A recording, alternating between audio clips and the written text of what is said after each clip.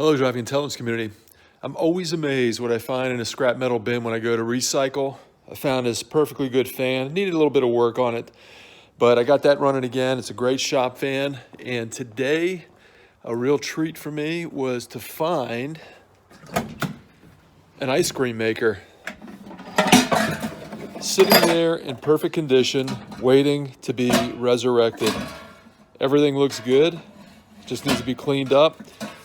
I'll remove some of these pieces here and de-rust them and get those back on.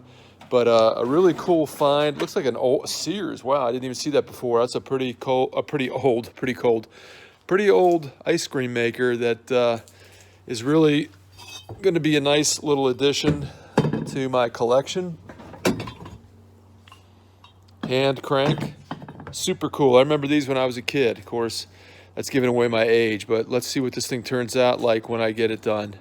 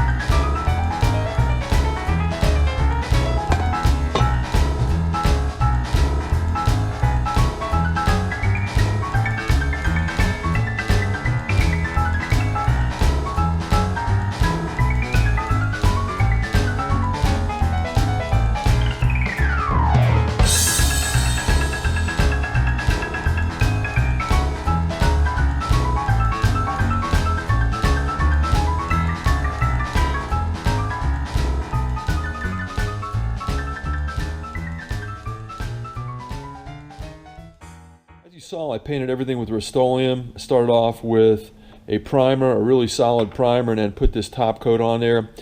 Ice cream makers use rock salt, and that rock salt is highly corrosive, as most of you know. So I wanted to make sure I had everything coated.